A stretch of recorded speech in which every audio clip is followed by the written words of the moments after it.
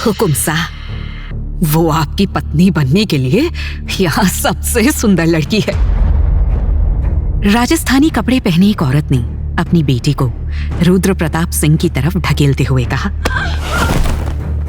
27 साल का रुद्र एक खतरनाक और दमदार शख्सियत रखने वाला लड़का था। वो अपने पिता का एक लौता बेटा और अनगिनत जमीन जायदाद का अकेला वारिस था। उसकी जिंदगी एक राजा की तरह थी। इसके अलावा रुद्र के परिवार और राजा सा के बीच के रिश्ते बहुत अच्छे थे। यही वजह थी कि जब से राजा सा ने अफवाह फैलाई थी कि रुद्र की शादी के लिए लड़की ढूंढ रहे हैं, तभी से सभी ने इस बात को गंभीरता से ले लिया और उसे अपने झांसे में फंसाने के लिए अपनी जवान बेटियों को उसके सामने ऐसे पेश करने लगे जैसे वे लड़कियां ना होकर दिल बहलाने वाली महज एक वस्तु हो। लेकिन रुद्र इन सबसे तंग आ चुका था। उसने माँ बेटी को ताना मारते हुए कहा, मुझे नहीं पता था कि आपकी बेटी तवाइफों के साथ काम करती है। अफसोस, मैं एक तवाइफ को अपनी पत्नी नहीं बना सकता।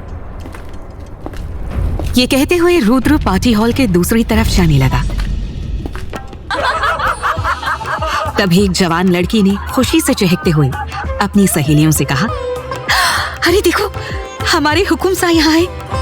लड़कियों को अपने चारों ओर मंडराता देख रुद्र ने खुद से कहा, आज की रात सिर दर्द बनने वाली है। इतना बोलकर रुद्र ने अपनी नजरें चारों तरफ घुमाई। तभी अचानक उसकी नजर एक खिड़की पर गई और रुद्र के कदम वहीं ठहर गए। खिड़की के बाहर एक 19-20 साल की लड़की अपना आधा चेहरा छिपाए अंदर देखने की कोशिश कर रही थी। तभी अचानक उसकी नजर रुद्र की नजरों से टकरा गई।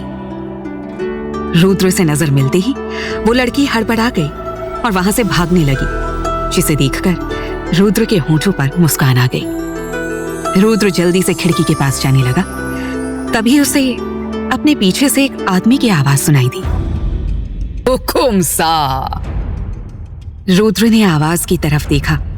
तकरीबन 50 साल का महेंद्र सिंह रुद्र के पास आ रहा था।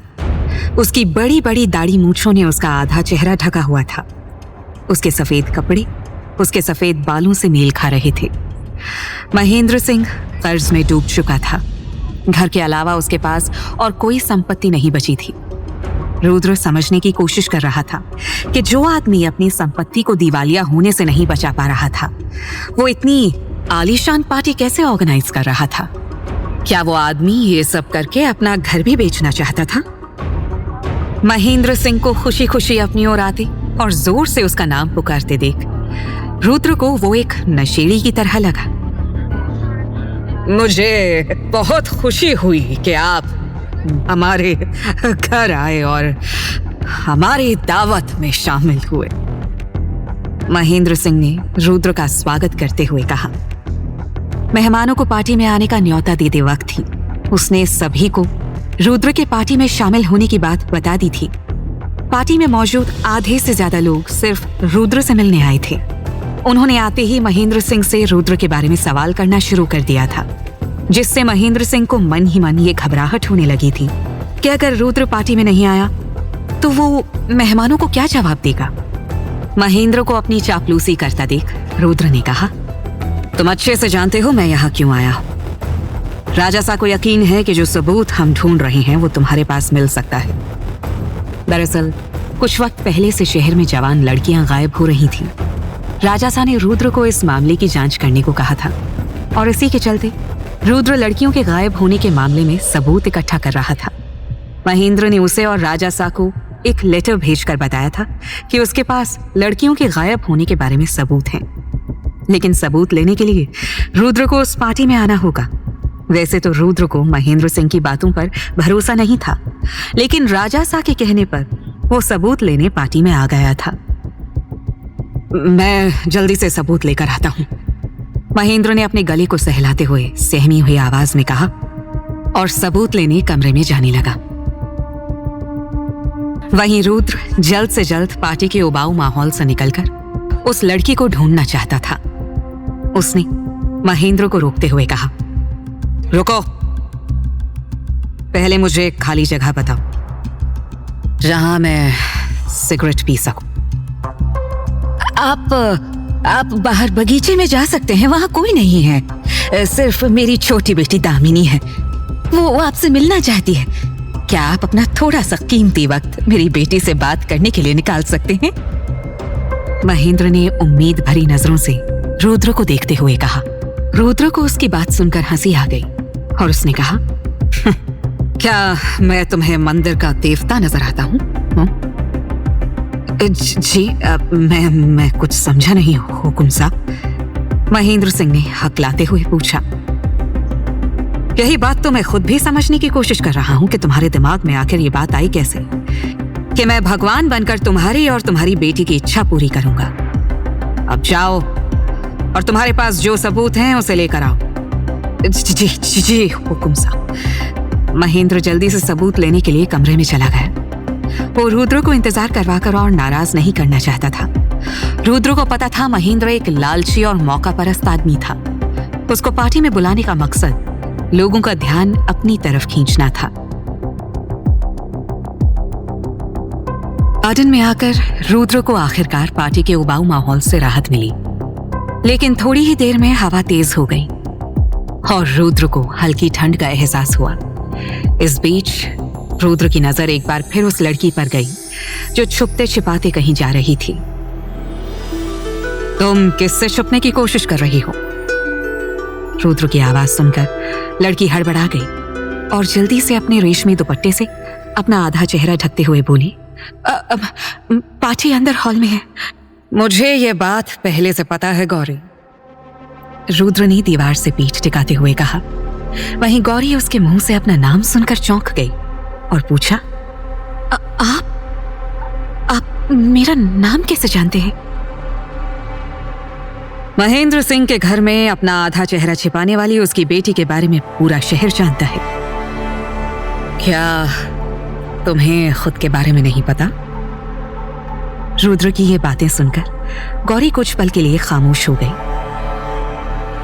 उसके चेहरे को लेकर शहर में कई बातें या कहीं अफवाहें थी। लोग उसके चेहरे को शापित समझते थे और कहते थे कि जो कोई भी उसका चेहरा देख लेगा उसकी कुछ ही दिनों में मौत हो जाएगी।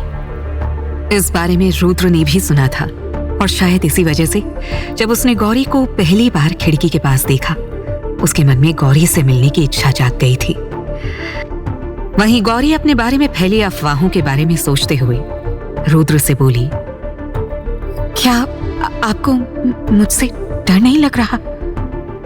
इस दुनिया में बहुत सी डरावनी चीजें हैं, फिर भला मैं तुम्हें देखकर क्यों डरूं? रुद्र ने सिगरेट का धुआं उड़ाते हुए कहा। लगता है आपने अफवाहें नहीं सुनी। लोग कहते हैं कि मेरा चेहरा शापित है। अगर आप मुझे देखेंगे तो आपकी जान चली जाएगी। गौरी ने बिना रुद्र को देखे कहा। उसे सिगरेट की महक आ रही थी और उसे ये घिनौना लग रहा था। मैं अफवाहों से नहीं डरता, पर लगता है तुम मुझसे डर रही हो, रुद्र ने कहा, क्योंकि गौरी ने अब तक एक बार भी उसकी तरफ नहीं देखा था। डरने का सवाल ही नहीं उठता, क्योंकि मैं आपको जानती ही नहीं, गौरी ने जवाब दिया। तुम क्या सच में मुझे नहीं पहचानती? मैं रुद्र प्रताप सिंह हूं। तुम्हें छोड़कर शायद ही कोई इस शहर में होगा जो मुझे नहीं जानता होगा। हुकुम साहब। गौरी की आंखें एकदम से चौड़ी हो गई। उसने कभी सपने में भी नहीं सोचा था कि उसे कभी भी रुद्र प्रताप सिंह से मिलने का मौका मिलेगा। जब उसके पिता रुद्र के पार्टी में शामिल होने की बात सभी को बता रहे थे, तब भी गौरी को उसकी बात पर भरोसा नहीं हुआ था। लेकिन अब रुद्र उसके सामने था। अपने पिता की बातों को याद करते हुए गौरी ने पूछा, मैंने सुना है आप मेरी बहन से शादी करने वाले हैं। पार्टी में भी आप उसी से मिलने आए हैं, है ना?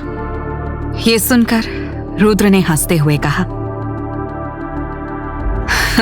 तुम्हारी बहन से शादी? लगता है तुमने कुछ गलत सुन लिया है, क्योंकि मैं कभी तुम्हारी बहन से शादी नहीं करूंगा। तो फिर आपका मेरे बारे में क्या ख्याल है? अगर मैं आपसे शादी करने के लिए कहूं तो क्या आप मुझसे शादी करेंगी? गौरी ने अचानक से ये पूछकर रुद्र को चौंका दिया। वैसे तो आज रात रुद्र को शादी के लिए कई प्रस्ताव मिले थे, लेकिन गौरी का सीधे शादी को लेकर सवाल करना रुद्र को बहुत मजेदार लगा। वहीं गौरी दुपट्टे की आड़ से रुद्र के चेहरे के भाव देखने की कोशिश करने लगी। खिड़की के पास खड़े होने की वजह से उसके लंबे बालों की लटें उसके बचे हुए चेहरे को ढकने की कोशिश कर रही थी। गौरी का आधा चेहरा दुपट्टे से ढका हुआ था और आधा दूध की तरह सफेद और बेहद खूबसूरत था। चांद और लालटेन की रोशनी में जब वो चोरी चुपके रुद्र को देखने की कोशिश कर रही थी तो बहुत प्यारी लग रही थी। रुद्र गौरी का पूरा चेहरा तो नहीं देख पाया, लेकिन उसकी हरकत में उसने उसकी बेसब्री को देख लिया और हंसते हुए कहा, मुझे अभी शादी करने में दिलचस्पी नहीं है, लेकिन अफवाह फैला दी गई है, इसलिए अगर मैंने तुमसे शादी की भी तब भी मैं तुमसे कभी प्यार नहीं करूंगा और ना ही मैं चाहता हूं कि तुम मुझसे प्यार करो। मैं आपको गारंटी दे सकती हूं कि मैं आपसे कभी प्यार की मांग नहीं करूंगी, गौरी ने कहा। यह सुनते ही रुद्र को उसकी बात में दिलचस्पी आने लगी और उसने कहा, इस बात की गारंटी नहीं दी जा सकती कि तुम प्यार की उम्मीद नहीं करोगी। आजकल ज्यादातर शादियां प्यार से शुरू नहीं होती, लेकिन शादी के बाद एक दूसरे से प्यार की चाह करना आम बात है। रुद्र की यह बात सुनकर गौरी ने थोड़ा सोचने के बाद कहा, आपका कॉन्ट्रैक्ट मैरिज के बारे में क्या ख्याल है?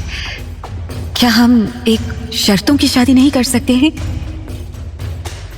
क्या रुद्र समझौते की शादी के लिए मानेगा? और आखिर क्यों दिया था गौरी ने ऐसा प्रस्ताव रुद्र को? क्या गौरी के बारे में फैली अफवाहें सच थी? क्या रुद्र को महेंद्र वो जानकारी लाकर देगा जिसके लिए वो यहाँ आया था? क्या होगा रुद्र और गौरी का भविष्य? आगे की कहानी जानने के लिए देखिए अगला एपिसोड सिर्फ पॉकेट एफएम के यूट्यूब चैनल पर, और शर्त प्यार की के सारे एपिसोड्स को सुनने के लिए डिस्क्रिप्शन में दी लिंक से डाउनलोड करें पॉकेट एफएम ऐप।